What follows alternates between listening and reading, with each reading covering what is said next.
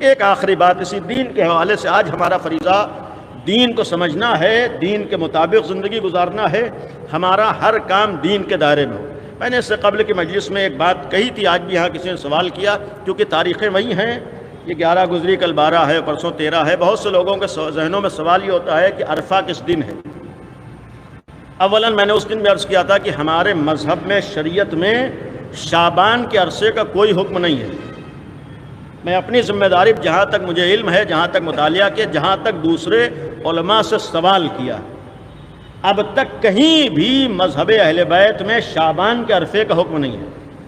یہ صرف ہمارا اور آپ کا بنایا ہوا قانون ہے، بلکہ ہمارا اور آپ کا نہیں ہے، ہمارے گھر کی عورتوں کا بنایا ہوا قانون ہے۔ ہم کو بیٹھ کے اس بات کا یہ فیصلہ کرنا ہے کہ ہم عورتوں کی شریعت پہ عمل کریں گے، اللہ کے بتائے ہوئے قانون پہ عمل کریں گے۔ آج بہت سے لوگ یہی کہتے ہوئے نظر آتے ہیں، کیا کہیں کہ عورتیں نہیں مانتی۔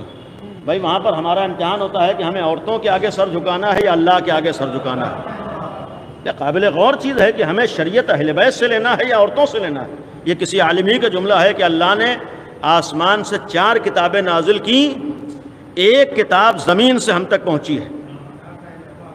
4 کتابیں آسمان سے نازل ہوئی، ایک کتاب ہمارے گھروں سے اتری، وہ ہماری عورتوں والی کتاب ہے۔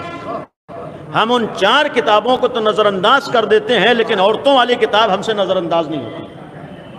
آج ہمارا فریضہ ہے کہ ہم، بہرحال میں طنز نہیں کر رہا ہوں، آج ہمارا فریضہ ہے کہ ہم بنام دین جو کام کریں، ہمیں معلوم ہو کہ دین نے حکم دیا ہے، ہمیں پتا ہو کہ ہماری شریعت نے حکم دیا ہے۔ اولاً اس لیے عرض کر رہا ہوں، کبھی کبھی دیکھنے میں معمولی چیز ہوتی ہے، لیکن اس کی وجہ سے جو بہت سی باتیں آہستہ آہستہ رائج ہوتی ہیں، وہ باتیں ہمارے مذہب کے مذاق اڑنے کا سبب بن جاتی ہیں۔ یقین رکھیے کہ دنیا میں اہل بیت سے بڑھ کر کسی کا مذہب اچھا ہو ہی نہیں سکتا ہے۔ آل محمد سے اچھا کوئی دین نہیں ہے، شریعت اہل بیت سے اچھی کوئی شریعت نہیں ہے۔ اسلام میں کوئی ایسا حکم ہی نہیں ہے کہ جس پہ عقل قبول نہ کر رہی ہو۔ جب اسلام میں کوئی ایسا حکم نہیں ہے تو آج یہ جو باتیں اسی عرفے کی وجہ سے آتی ہیں کہ عرفے کا مطلب کیا ہے، بعض عورتوں سے پوچھا، یہی کہا کہ بھائی وہاں پر روحوں کو ملانا ہوتا ہے۔ بھائی کب اللہ نے روح ہمارے اختیار میں دی ہے کہ جب ہم چاہیں گے تبھی ملے گی، نہیں چاہیں گے نہیں ملے گی؟ بھائی روح اللہ کے اختیار میں، جب اللہ چاہتا ہے، جب تک چاہتا ہے ہمارے جسم میں روح رہتی ہے، جب اللہ چاہتا ہے تو اپنے پاس واپس بلا لیتا ہے۔ ہم یہی تو کہتے ہیں انا للہ و انا الیہ راجعون، کہ روح اللہ کے پاس واپس چلی جاتی ہے۔ بھائی جب روح اللہ کے پاس واپس چلی جاتی ہے تو یہ کہاں سے قانون آ گیا کہ اگر عرفے سے پہلے 40واں نہیں ہوا تو اگلے سال روح شامل ہوگی؟ بھئی یہ ہمارے ہاں کہاں سے شریعت آ گئی، یہ ہمارے ہاں کہاں سے قانون آ گیا؟ انا للہ و انا الیہ راجعون۔ ادھر ہمارے جسم سے روح نکلتی ہے، وہ اللہ کے اختیار میں ہوتی ہے۔ نہ تو ہمارے عرفے سے اولاً ایصال ثواب کے لیے مذہب میں کوئی پابندی نہیں ہے، ہمارے ہاں شریعت میں کوئی پابندی نہیں ہے۔ الحمدللہ اہل بیت جیسے وسیلے بھی موجود ہیں، جتنے اچھے کام آپ چاہیں اسے ایصال ثواب بنا سکتے ہیں، آپ جتنے اچھے طریقے سے ثواب کرنا چاہیں۔ اور ہرگز یہ 40واں سیوم یہ حکم نہیں ہے، اس میں ایسا نہیں ہے کہ شریعت نے کہا ہے کہ 40واں ضروری ہے۔ اولاً 40واں ہمارے ایصال ثواب کا حکم ہے، ایصال ثواب کا جو حکم ہے جتنا زیادہ ایصال ثواب کر سکتے ہو کرنا چاہیے۔ انہی غلط تصورات کا ایک نقصان یہ ہوتا ہے، ابھی آپ ہی نے کتنے 40واں میں شرکت کی ہوگی کہ ایک ہفتے میں 40ویں ہوئے ہیں۔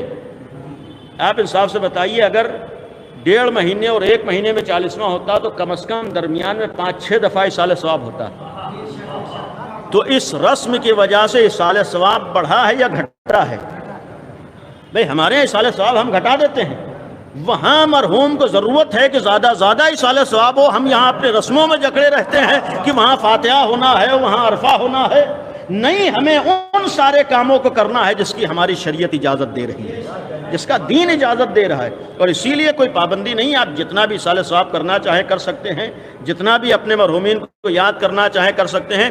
آخری بات اس حوالے سے میں ختم کر رہا ہوں کہ یہ بھی ایک اس دن میں عرض کیا تھا کہ یہ جو شب 15 شعبان میں بہت زیادہ تاکید ہوتی ہے، یہ ہم لوگ اپنے مرحومین کے لیے جتنا ایصال ثواب کریں بہت اچھا ہے، لیکن یہ سوچ کے نہ کریں کہ شب 15 شعبان نے اللہ نے حکم دیا ہے کہ ضرور قبرستان جاؤ۔ بلکہ ہمارے دین میں جو حکم ہے قبرستان جائیں، فاتحہ پڑھیں، ایصال ثواب کریں، لیکن امام زمانہ کو بھول نہ جائیں۔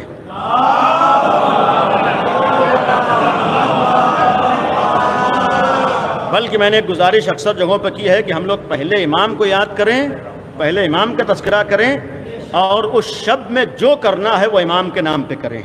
میں اپنی ذمہ داری پہ اس کر رہا ہوں، جو کرنا ہے آپ امام کے نام پہ کیجئے، نیت یہ کر لیجئے خدایا امام کے نام پر خرچہ کیا ہے، جو کیا، جو ثواب ملے ہمارے مرحومین تک پہنچ جائے۔ اس سے بڑھ کے ایصال ثواب نہیں ہو سکتا ہے۔ آپ 10 لاکھ کی بھی قبر سجا دیجئے، وہ ثواب نہیں ملے گا جو اہل بیت کے نام پہ کرنے سے ثواب ملے گا۔